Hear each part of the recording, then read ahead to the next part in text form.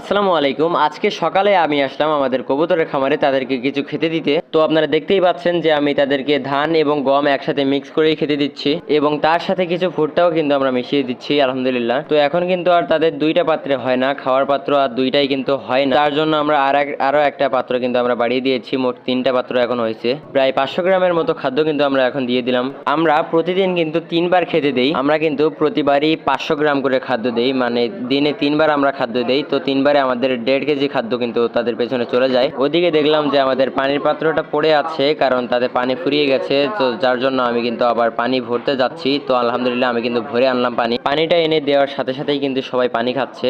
এই যে একটা বাচ্চা দেখেন, এটা কিন্তু একদম সাদা বাচ্চা, এটা কিন্তু দেখতে মাশাআল্লাহ অনেক সুন্দর হবে। আরো কিছু বাচ্চা কিন্তু আমাদের খামারে আছে। এই যে দেখেন, এইটাও কিন্তু আর একটা বাচ্চা। এই বয়সে কিন্তু তাদের অনেক রাগ, এখনো কিন্তু ছোট তারা। এই যে দেখেন, এইখানেও কিন্তু দুইটা আছে। তো প্রথম যে দুইটা সিঙ্গেল বাচ্চা আমি আপনাদেরকে দেখালাম, সেই দুইটার মতোই কিন্তু দেখাচ্ছে ওই দুইটা। তো আমি আপনাদেরকে দেখানোর চেষ্টা করতেছি যে ওই দুইটা আর এই দুইটা কিন্তু আলাদা। এই যে দেখেন, এইখানেও কিন্তু আর দুইটা বাচ্চা আছে। এই দুইটাই কিন্তু একই রকম দেখতে হবে।